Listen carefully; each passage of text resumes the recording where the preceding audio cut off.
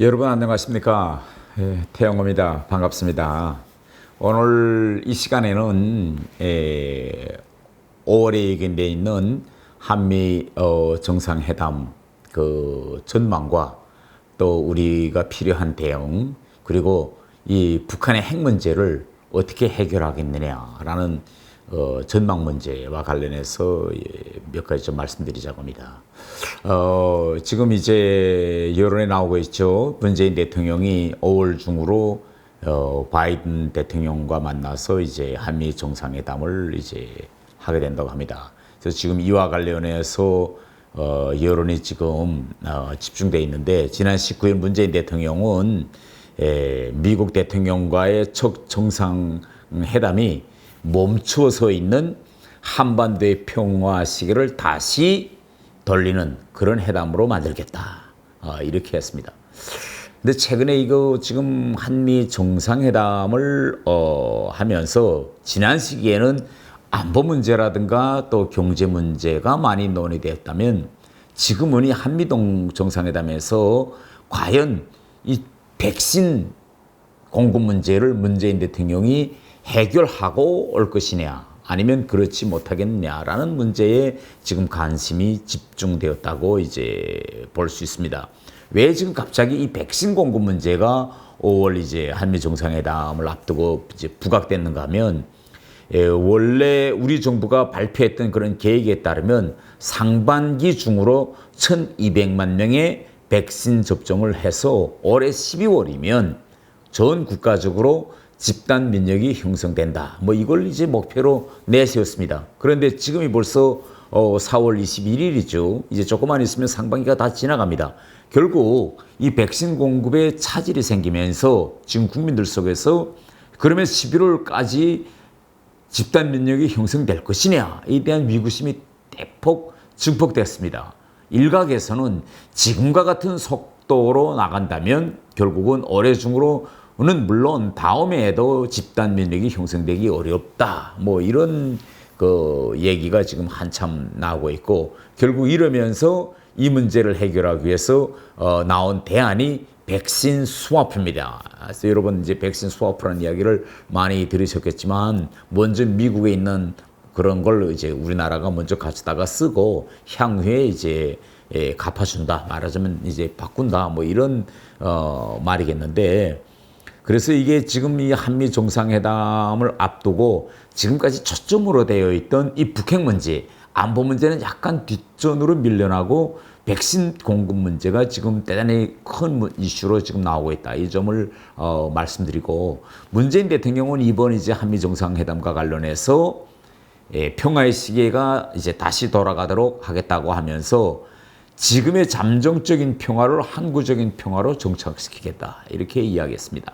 그래서 저는 오늘 제 이 대화가 강연이 북핵 문제이기 때문에 북핵 문제에 집중시켜서 이야기하려 보려고 합니다. 그러면 이번 한미 정상회담에서 이 북핵 문제를 다루는 데서 무엇이 문제냐 하는 걸 우리가 잘 아는 것이 중요합니다. 첫 번째 문제점은 지금 이 북핵 문제를 바라보고 있는 우리 문재인 정부와 바이든 행정부의 시각차가 점점 크다는 것이 드러나고 있다, 이 점을 제가 말씀드리겠습니다. 어제 20일 날 국회 외교 및 통일위원회 상임위원회에서도 이 문제를 가지고 야당 의원들과 정의용 외교부 장관 사이에 치열한 이제 논전이 벌어졌는데, 이 지금 한미 사이의 북핵 문제에서 가장 핵심은 바로 우리 정부가 점점 치열해지고 있는 이 중국과 미국 사이의 이 갈등, 경쟁 관계에서 지금 매우 애매모호한 전략적 모성을 지금 유지하고 있는 것이 향후 앞으로 북핵 문제 해결에 영향을 미칠 수 있다, 이런 이제 문제겠습니다. 지금 문재인 대통령이 5월 달에 바이든 대통령을 만나는데 바로 며칠 전이죠. 지난 19일 일본 스가 총리가 바이든 대통령을 만났습니다. 그런데 그때 스가 총리는 중국을 함께 견제하자는 미국의 요구에 전폭적인 지지를 이제 밝혔습니다. 그래서 바이든 대통령은 스가 총리를 만나고 이제 불과 한 달 이내에 문재인 대통령을 만나게 되는데 결국은 일본과 한국이 미국과에 대한 이런 협력 문제에서의 온도차가 대단히 극명하게 이제 비교될 것입니다. 그렇기 때문에 이러한 시점에서 북핵 문제 또 백신 스와프 문제 이 전반적인 문제를 고려해서 문재인 대통령이 이번에 바이든 대통령을 만나서 이 한국 외교의 전략적 모호성 이걸 이번 계기를 내서 폐기하고 한국의 국익을 앞세운 실용적인 외교를 펼쳐라. 이게 지금 우리 당의 주장입니다. 그래서 반대로 지금 미국은 우리 한국과의 외교에서 지금 공식적으로는 이 미국의 이 코드에 참가하라라고 공식 요구하지 않고 있지만은 이 동북아시아 전략에서 코드라는 이러한 동아시아 전략적인 축과 또 한미일 삼각공조라는 이 두 개 축을 동시에 지금 가동시키고 있다. 이렇게 볼 수 있겠습니다. 그런데 우리 정부는 지금 이 미국의 이 동아시아의 한 개 축인 이 코드 동참에는 지금 거의나 완전히 지금 문을 닫고 있습니다. 이런 상태에서 이번에 바이든이 처음으로 문재인 대통령을 만나서 이 중국과의 이 견제 문제, 이 미중 이 갈등 속에서 한국이 어떤 입장을 취하고 있느냐, 어디에 서 있느냐라는 걸 분명히 바이든 대통령은 명백히 하자고 하고 문재인 대통령으로서는 여기에 대한 그런 명백한 입장을 밝혀야 할 그런 이제 상황에 직면할 수 있습니다. 여러분 얼마 전에도 보았지만은 일본 후쿠시마 원전 오염수 문제에 대해서 미국은 일본과도 동맹관계고 한국과도 동맹관계이지만 이 문제에서 명명백백하게 일본에 손을 들어주었습니다. 이것은 미국이 일본과의 관계를 선차에 놓고 있다는 것을 명백히 알 수 있습니다. 그래서 앞으로도 그러면 미국이 우리에게 이 코드 동참 문제에 관해서 애매한 입장을 계속 취하고 있고 또 우리도 이러한 문제에 대해서 애매모호한 전략적 모호성을 계속 유지하면서 또 일부 지금 정부의 공식 인물들이나 친여 인사들이 말하는 것처럼 안보는 미국, 경제는 중국 뭐 이런 식으로 가운데에서 이제 서울에는 이런 입장을 보인다면 이건 향후 한미 간의 전략적 정책에서의 조율이라든가 또 한미동맹 근간에서 매우 위험해질 수 있는 상황이 이루어질 수 있다. 이렇게 말할 수 있겠습니다. 두 번째 북핵 문제에서 한미 간의 시각차는 바로 협상 방식 문제입니다. 지금까지 여러분도 잘 아시겠지만은 우리 정부는 미국에게 싱가포르식 협상 방식, 말하자면 톱다운이죠. 이것을 지금까지 권장해 왔고 그리고 일관하게 싱가포르에서 이루어진 미북 합의를 계승해야 된다라는 요구를 계속 해오고 있습니다. 그런데 여기에 대해서 아직까지도 미국은 싱가포르 합의 계승이냐 파기냐 하는 문제에서 명백한 입장을 보이지 않고 있죠. 다른 문제는 협상 방식에서 우리 정부는 트럼프와 김정은 사이에 있었던 그런 톱다운 방식을 선호하고 있는데 바이든은 명백히 톱다운 방식의 선을 그었습니다. 아시겠지만 지난 얼마 전에 이제 미국 대통령 바이든은 톱다운 방식에는 흥미가 없다는 것을 명명백백하게 이제 이야기했다. 이걸 이제 알 수 있습니다. 다른 하나는 미국과 북한과의 협상 방식에서 우리 정부와 바이든 행정부와의 시각차가 갈리고 있고 또 바이든 대통령의 개인적인 그런 취향으로 놓고 보면 바이든 대통령은 트럼프 대통령과 완전히 성격이나 취향에서 다릅니다. 트럼프 대통령은 좀 약간 럭비공처럼 어디로 튈지 예측 불가능한 이런 측면도 있다고 볼 수 있지만은 역으로 좀 잘 추워주고 그러면 금시 이제 돌아올 수 있는 이런 대단히 즉흥적인 그런 또 가시적인 그런 성과를 내고 싶은 그러하는 이런 성격의 소유자라고 할 수 있지만은 바이든 정부는 30대부터 협상, 특히 핵 군축 협상에 오랫동안 몸담궈온 아주 러련한 정치가입니다. 트럼프는 정치를 해보지 못하고 대통령이 된 사람이지만은 바이든은 30대부터 차곡차곡 정치 행보를 이어온 그런 수십 년의 정치 경력을 보유한 그런 정치가입니다. 그렇기 때문에 문재인 대통령과의 이런 대화에서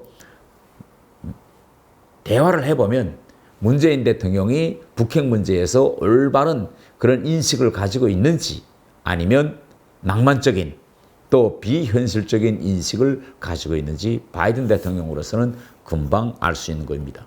그런데 여기에서 지금 이 한미 간의 북핵 문제에 대해서 그 인식차가 대단히 큽니다. 그러면 어떤 인식차가 크냐?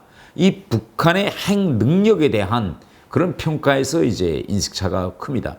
최근에 이제 바이든 행정부가 들어서 여러 번 우리와 미국과의 사이에 핵 문제와 관련 조우가 있었죠. 지난 3월 18일 서울에서 한미 외교 국방장관 2+2 이런 회의가 있었는데 여기에서 이제 이 공동성명에서 북핵 문제를 어떻게 규정하겠느냐. 여기서 대단히 한미 간의 시각차가 있었습니다. 바이든 정부는 북한의 비핵화라는 이제 표현을 이제 중시했는데 우리 정부는 결국은 한반도 비핵화라는 표현을 이제 고집해서 결국은 공동성명에서 북한 비핵화라는 표현을 담지 못했습니다. 또 우리 정부는 2+2 회담에서 싱가포르 미북 공동선언을 계속 계승해야 된다라고 했지만은 블링컨 장관은 계승하겠다는 답변을 이제 피했습니다. 반대로 블링컨 장관은 북한의 인권 문제를 강화 노조로 이제 제기했습니다. 문재인 대통령이 블링컨 장관을 만나 주었는데 이 자리에서 문재인 대통령은 북한의 완전한 비핵화를 포함한 한반도 평화 프로세스 실현에 최선을 다하겠다. 이렇게 한반도 평화 프로세스 실현에 방점을 두었는데 여기에 대해서 블링컨 장관은 이런 방구하지 않았습니다.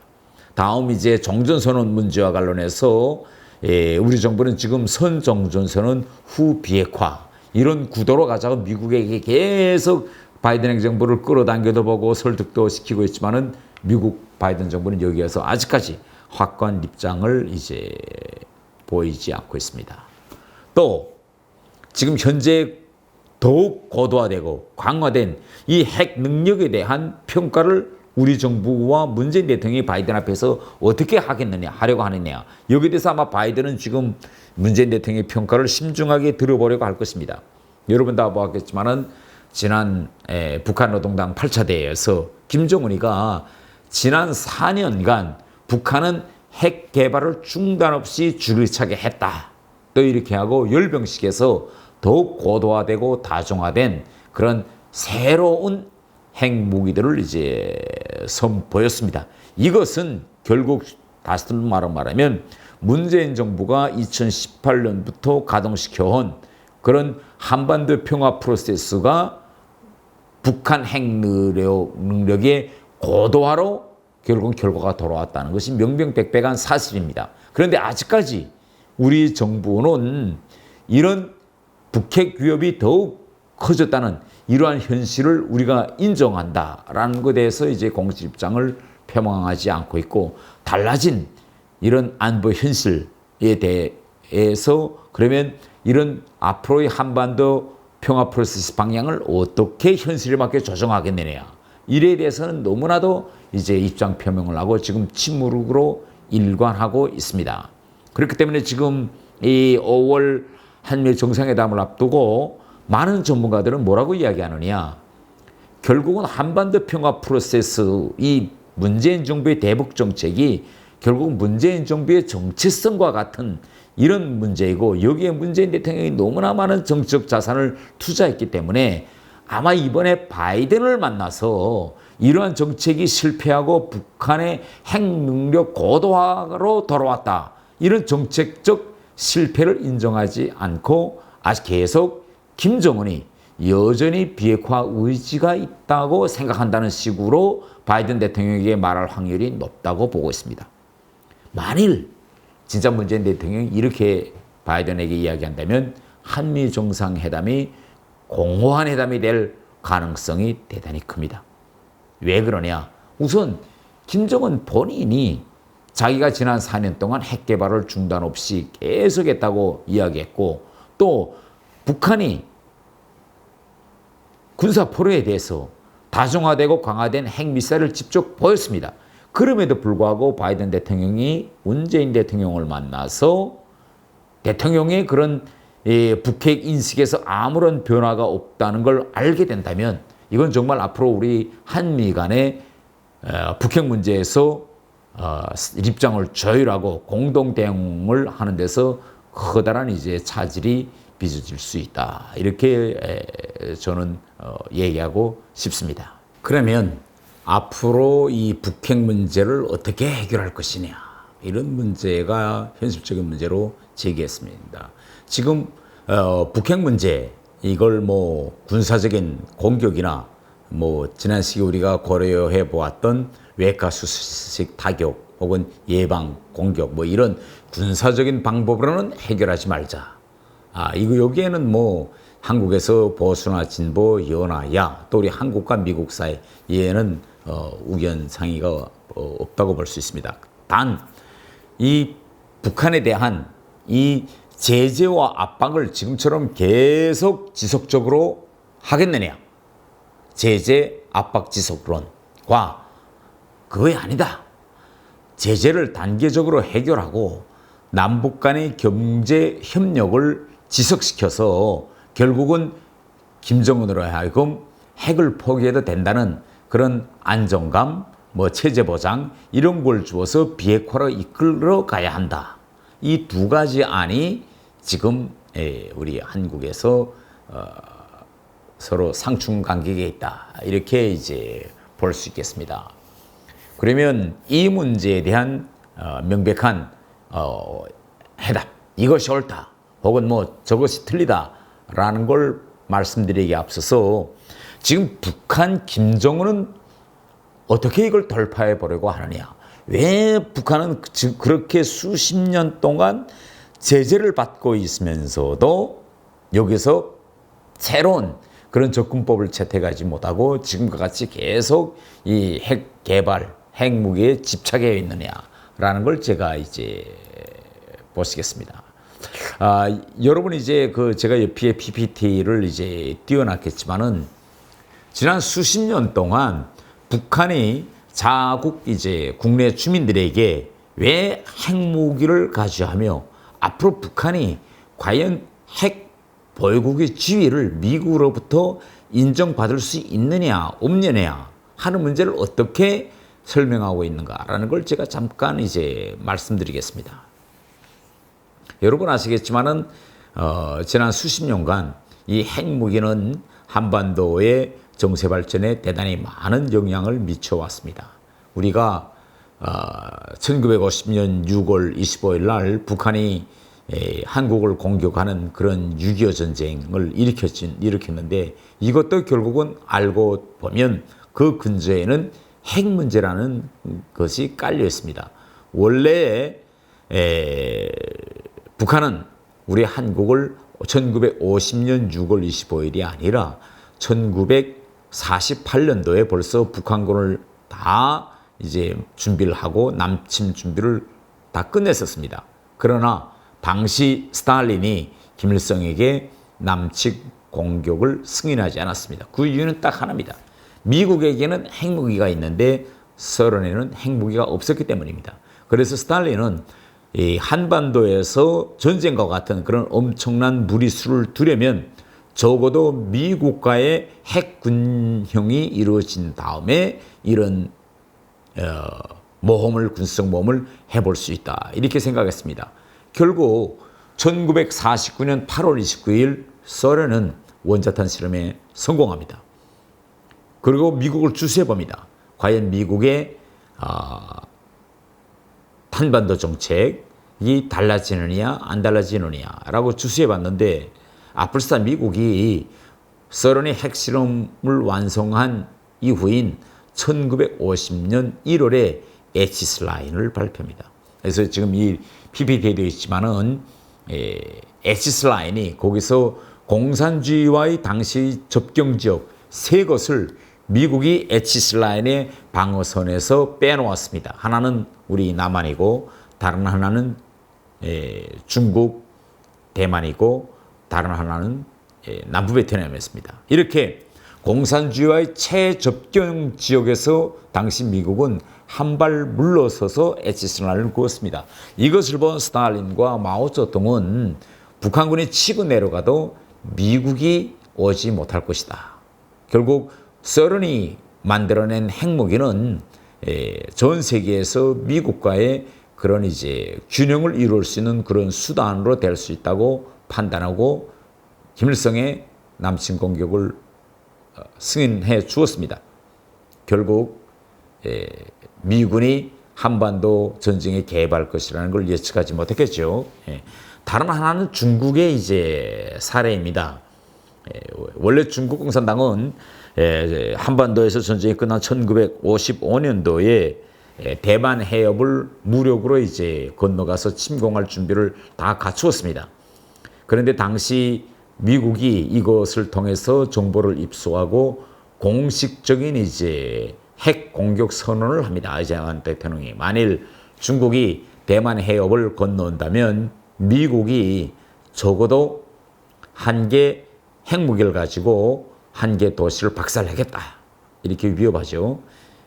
이때 당시 마오쩌둥은 중국에서 1억 명의 사망자가 나더라도 결국은 무력으로 대만을 치겠다고 이제 호언장담합니다. 그러나 현실적으로는 중국共产党이 대만을 공격하지 못했습니다. 결국 핵 위협 앞에 중국이 굴복했다고 봐야겠죠. 그러나 이때 중국共产党은 1955년도에 대단히 엄청난 결정을 내립니다. 당 정치국은 핵무기를 개발해서 중국이 핵을 보유할 때만이 결국은 대만 문제도 중국의 뜻대로 해결할 수 있다는 그런 전략적 결정을 내리고 그때부터 핵무기를 개발하기 시작합니다. 결국 중국은 핵무기의 개발에 착수한 지 10년 만인 1965년도에 원자탄 실험에 성공했고 또 2년인 67년도에 수소탄 실험에 성공합니다. 이렇게 원자탄 실험과 수소탄 실험에 성공한 이후에 그럼 과연 미국의 대중국 정책에서 변화가 있을까 없을까라고 중국이 들여다봤습니다. 여러분 어떻게 생각하십니까? 변화가 있었을까요? 없었을까요? 2년 후인 1969년 미국에서 닉슨 대통령이 닉슨 독트린이라는 것을 발표하는데 닉슨 독트린은 포장은 아시아 문제는 아시아인들끼리 해결해라 라고 포장을 아주 멋있게 되어 있습니다. 단 핵심은 핵을 가진 중국하고 싸우지 않는다. 이것이 이 정책의 핵심입니다. 결국 중국 봉쇄, 견제 전략으로부터 대중국 관여 정책으로 미국의 정책을 바꾸는데요. 여기서 이러한 바꾸도록 한 동기는 바로 중국의 핵무장이었습니다. 이에 따라서 미국은 1974년 남부 베트남에서 군대를 철수했고 1979년도에는 대만에서 미제 지람대를 철수했습니다. 이 전 과정을 북한은 들여다보았습니다. 결국 핵을 가진 국가와는 핵으로만이 맞짱을 떠야 된다. 이것이 아직까지도 북한당이 중국共产党으로부터 배운 그런 북한식 표현이면 교훈이라는 것입니다. 이와 함께 북한은 또 다른 신뢰도 보았습니다. 바로 파키스탄 신뢰입니다. 1998년 파키스탄은 핵실험을 짧은 기간에 연이어 진행해가지고 결국은 자기가 핵보유국임을 세상에 선포합니다. 파키스탄에 또 인도의 핵보유국을 승인해주면 전 세계 NPT 시스템이 흔들릴 수 있다고 본 미국은 이것을 받아들일 수가 없었습니다.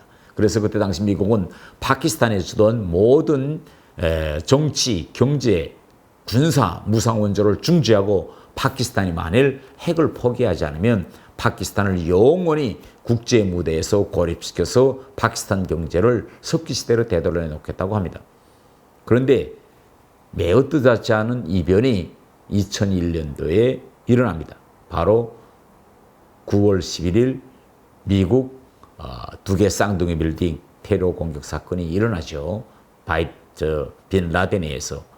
이때 미국은 과연 파키스탄의 핵 철폐를 계속 견제할 거냐, 아니면 이걸 잠시 내려놓고 반테러전부터 벌릴 것이냐 라는 이 문제에서 결국은 반테러전을 벌리기로 결정합니다. 그런데 반테러전에서의 핵심은 이라크와 아프가니스탄인데, 아프가니스탄에 미군이 들어가려면 그 통로에 있는 파키스탄과 관계를 개선할 수밖에 없었습니다.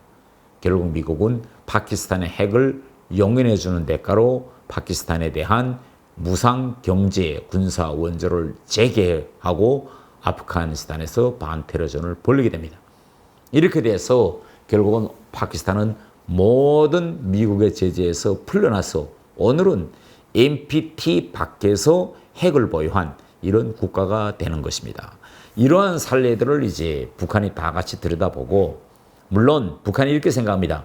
북한의 사례는 중국이나 파키스탄과 다를 수 있지만은 지속적으로 핵을 가지고 미국과 협상을 벌리기도 하고 깨기도 하고, 협상이 실패했을 때는 더 강화된 그러한 핵무기를 미국에 보이고, 또 협상 기간에는 핵 실험이나 ICBM 모라토리엄을 유지하고, 이런 식으로 계속 미국과 협상을 벌였다면, 우선 첫째, 미국은 핵을 가진 북한의 면역이 형성될 것이고, 그러니까 북한의 핵을 그렇게 위협으로 간주하지 않게 될 것이고, 또 정당에 가서는 핵을 가진 북한을 용인하고 북한과의 정상적인 거래와 관계를 맺을 것이다.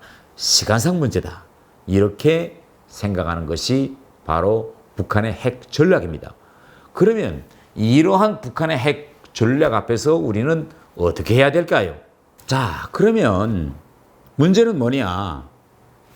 자, 그러면 우리는 어떻게 이 문제를 해결할 것이냐? 이런 문제겠죠. 김정은이 체제 붕괴와 또 핵무기, 이 둘 중에서 어느 하나, 이 양자택일의 그런 상황에 몰리게 된다면, 이런 선택의 상황에 몰리게 된다면, 김정은은 핵을 지키기 위해서 정권을 포기하는 것보다는 정권 유지를 위해서 포핵을 포기할 그런 가능성도 배제할 수 없다. 이렇게 볼 수도 있겠습니다. 그러나 만일 김정은이 핵을 포기하지 않고도 그대로 버틸 수 있다면, 김정은이가 왜 이거 핵을 내놓고 있습니까? 자기 할아버지, 아버지 대에서 수십 년 동안 북한에서 수많은 아사가 생기면서도 이거 만드는 이 핵을 포기하지 않고도 자기가 살아가는데 지장이 없다면 이걸 왜 포기하겠습니까? 그런데 지금 문제는 우리 한국 내에서 일부 사람들이 김정은 정권이 핵을 포기하지 않고도 살아가는데 지장이 없도록 해주자. 쉽게 말하면 이렇게 주장하는 사람들이 있습니다. 우리 정부를 비롯해서. 이것이 쉽게 말하면 대북 제재를 해제하고 남북 간의 경제 교류 협력을 강화해서 정당에는 김정은으로 하여금 핵을 포기하도록 이렇게 만들자. 소위 대북 압박 제재 단계적 해제론이죠. 그래서 이런 걸 주장하는 정부와 친여 인사들에게 제가 하고 싶은 말은, 핵을 포기하지 않아도 김정은이가 살아갈 수 있다면 왜 그걸 포기하겠느냐, 이렇게 저는 이제 생각하고, 다른 하나는 이번 지금 5월 달에 이제 한미 정상회담이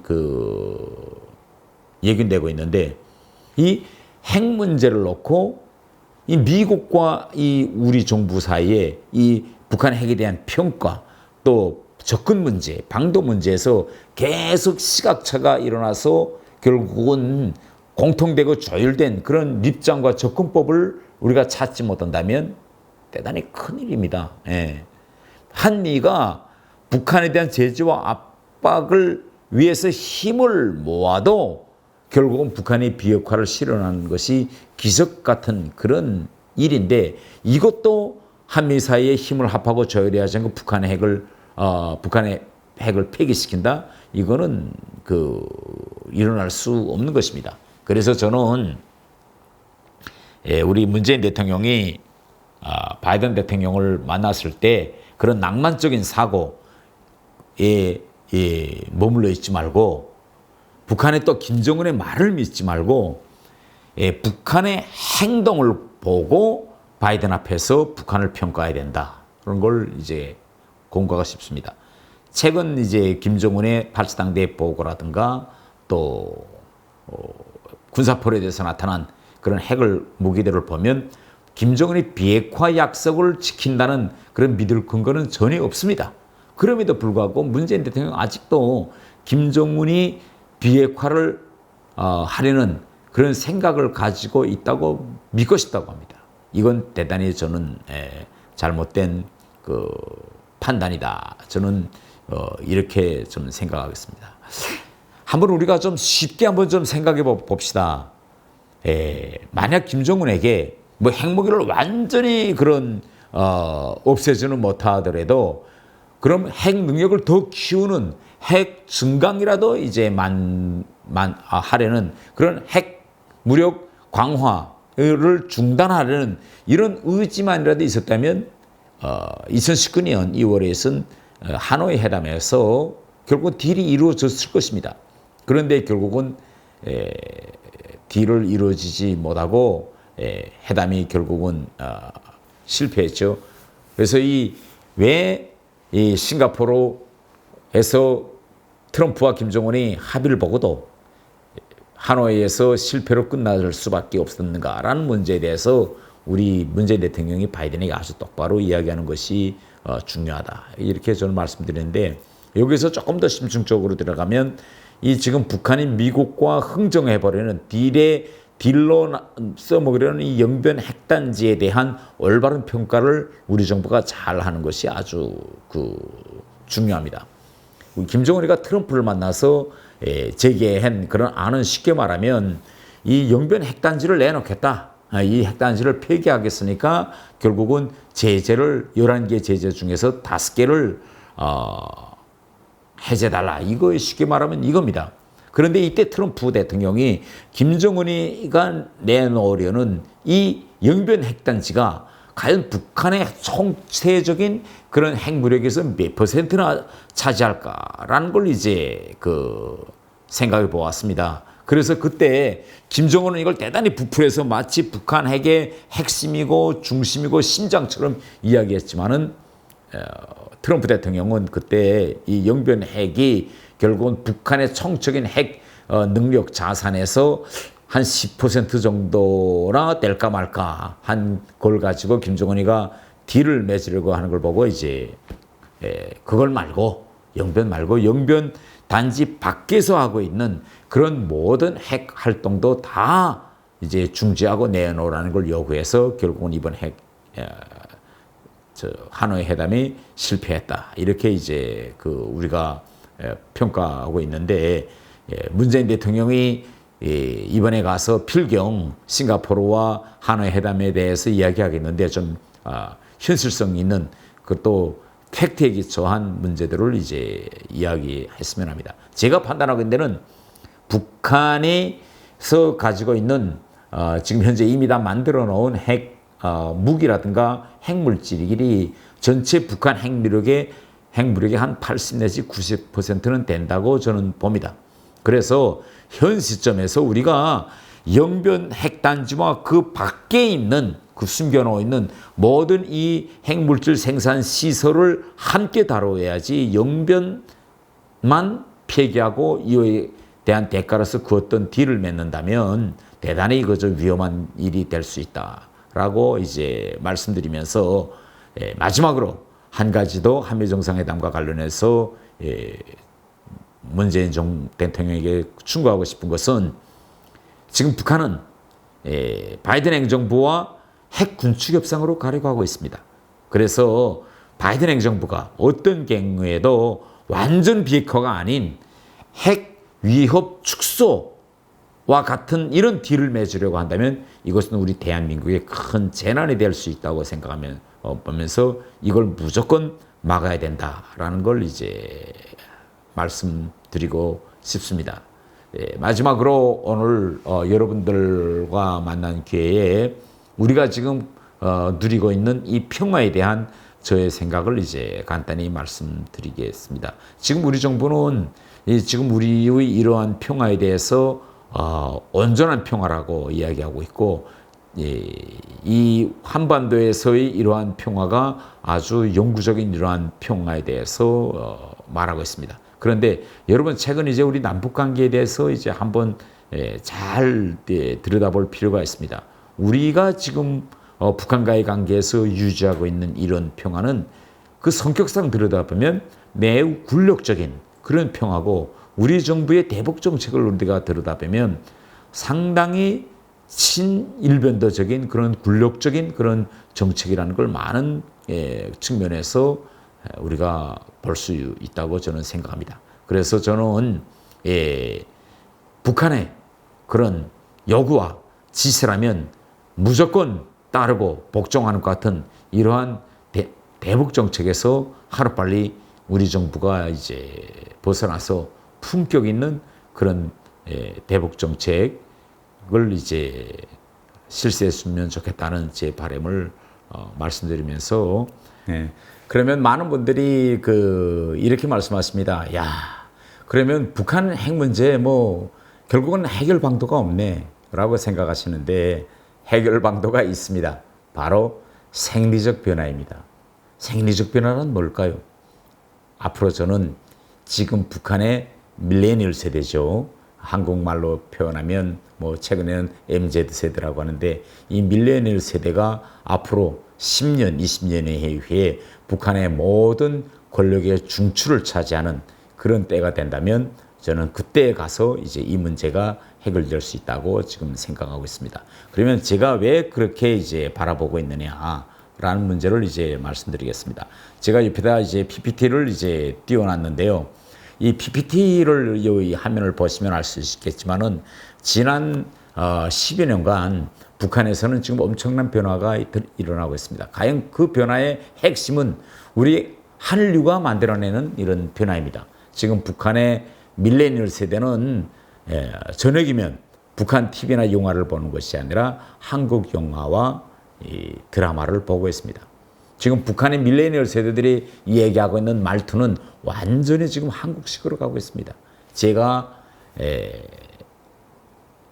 20대 그때는 남녀 간에 데이트할 때도 이제 공산주의적으로 이제 동무, 뭐 영실동무, 영어동무 이렇게 동무라는 표현을 썼는데, 지금 북한의 젊은 층들은 한국식으로 오빠야, 자기야 뭐 이러면서 이제 호칭도 쓰고 있습니다. 그런데 이러한 지금 새로운 밀레니얼 세대들의 변화에 대해서 북한도 대단히 큰 이제 우려를 가지고 있고, 김정은 정권도 이 밀레니얼 세대의 사상적 변화를 통제하기 위해서 지금 모진 수를 다 쓰고 있습니다. 벌써 이틀 전부터 북한에서 청년동맹 대회가 시작됐거든요. 바로 이 20대, 30대 청년들을 잡기 위한. 그리고 제가 옆에다 지금 띄워놨는데, 이게 북한 노동신문에 실린 기사입니다. 보이지 않는 대결, 소리 없는 전쟁. 이 내용의 핵심 사상은 뭔가 하면, 지금 자라나고 있는 새 세대들이 제국주의자들이 그런 사상 문화적 침투에 취약해가지고 외국 영화, 한국 영화나 음악, 출판물 이런 걸 지금 너무 많이 보고 있다. 그래서 지금 이걸 통제하기 위한 보이지 않는 대결, 소리 없는 전쟁이 북한에서 벌어지고 있다라는 걸 이제 다룬 영화입니다. 그래서 제가 오늘 마지막으로 대화를 끝내면서, 강연을 끝내면서 여러분들이 지금 현재 북한 내부에서 어떤 변화가 일어나고 있고, 이것을 통제하기 위한 북한 당국의 시도가 어떤 지경까지 이르는가라는 걸 북한 TV 한 장면을 보고 여러분들이 판단해 주실 것을 기대합니다. 이 북한 TV에 나오는 북한의 이춘희 아나운서죠. 아시는 분들도 모르겠지만 그분의 이제 북한식 말투에 좀 숙련치 않아서 어떤 내용인지 잘 이해 안 됐을 수 있는데 주의 깊게 이제 봐주시는 것으로 오늘 제가 강연은 마치겠습니다. 제국주의자들의 반사회주의적 책동이 그 어느 때보다도 더욱 악랄하게 벌어지고 있는 오늘의 현실은 정신을 지녀도 백두의 혁명중 신을 노래와 춤을 추어도 우리 장단에 맞추어 옷차림과 머리단장을 해도 강성국가 건설의 참전자답게 혁명적이며 민족 고유의 전통을 적극 살려나갈 것을 절박하게 요구하고 있습니다. 그런데 지금 일부 주민들, 특히 강성국가 건설의 돌격대 주력이 되어야 할 청년들이 적들이 던져주는 미끼를 아무런 꼬리낌도 없이 받아 물고 적들이 하자는 대로 놀아대고 있는 것입니다. 바로 그 매개자는 불순 상품을 밀수하여 개인 판매원들에게 나누어주고 유표시키고 있는 돈의 환장이 된 사람들입니다. 이색적인 상표가 붙은 상품을 자판으로 끌어들여 청년들을 유혹시켜 그들의 사상 정신 상태를 부려놓고 있는 이런 상적 행위는 제 주머니를 불족이 있겠지만은 털토털미 이것은 적들을 도와주는 예적 행위입니다. 이 청년을 좀 보십시오. 이름 한성민, 평성시 역전동 42 인민반.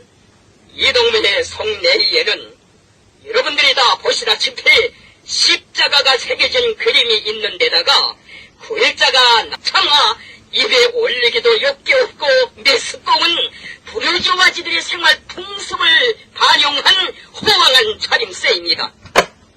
이 청년동맹 조직은 도대체 무엇을 하고 있으며 단 조직은 이런 자본주의 풍조에 빠지도록 무엇을 하고 있는지 이해가 되질 않습니다.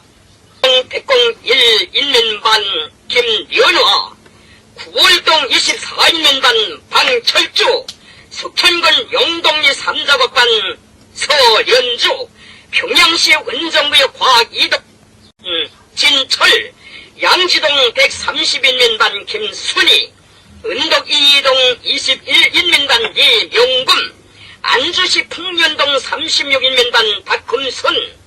화면에 비춰진 이 여성들의 모리단장을 좀 보십시오. 모리단장은 물론 차림새가 너무나도 괴상망측하여 이들이 과연 조선 사람이 옳긴 옳은가?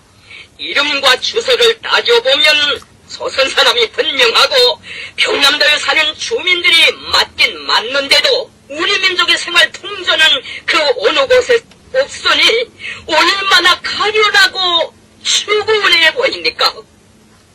이런 난잡한 옷을 어린 자식들에게 사입힌 부모들에게도 문제가 있지만은 교육기관 일꾼들에게도 책임이 적지 않습니다. 장마당에 들어가는 입구까지에서는 괴뢰의 상표가 붙은 상품을 비롯한 각종 상품들이 단속 통지기관 일꾼들의 눈을 피해가면서 버젓이 판매되고 있습니다. 성령동 32 인민반 김종난, 도로여단 노동자 김종난은 제 주머니를 붉은 데만 신경을 쓰면서 괴뢰 상품을 팔면 안 된다는 것을 뻔히 알면서도 팔다가 단속됐으니 이 동네의 뒷생활을 빨리 파헤쳐봐야 합니다. 더욱이 한심한 것은 양지동 85인민단 1층, 2층, 3층, 4층, 역전동 36인민단 지하층 1층, 2층, 3층을 비롯한 몇 집들에서는 상업봉사 기관보다 더 많은 상품을 진열해놓고 그러다 나니 자본주의 나라 사람들이 입다가 쓰레기통에 넘쳐나서 보내온 중고옷까지도 버젓이 내놓고 판매되고 있습니다. 더욱이 한심한 것은 규찰대원들이 있으나 어떤 관계가 이루어져 있는지 장사꾼들이 규찰대를 희롱하고 있는 것입니다. 중덕동 8인민반 9인민반에서도 지난 기간에도 계속 제기되는 문제이지만 집집마다의 판자, 각자, 철문을 가득 채워놓고 판매하고 있으나 복기관에서는 통제를 하지 못하고 있습니다. 지금 가지고 농장불로 달려나가 떼약볕에서 모내기를 진행하고 있으나 성상점을 비롯한 상점들에서는 오후 4시 이후에 상점을 열게 돼 있지만 특수기관이 호세를 부리면서 농촌 지원 한 번 나가지 않고 상업봉사활동을 교묘한 방법으로 진행하고 있으니 이들을 어떻게 용서할 수 있겠는가? 장마당도 문제성이 있습니다. 부지깽이도 뛴다는 계절에 골목골목 창고마다에 상품들을 가득히 채워놓고 공업품, 잡화, 식료품을 팔고 있는데 이 지역 주민들의 정신 상태는 나라가 어떻게 되든 자기 자신의 돈 주머니만 채우면 된다는 자본주의 사상이 골수에 꽉 들어찬 사람들입니다. 여러분 잘 보셨죠? 예, 이것으로써 오늘 저희 강연을 마치겠습니다. 예, 안녕히 계십시오.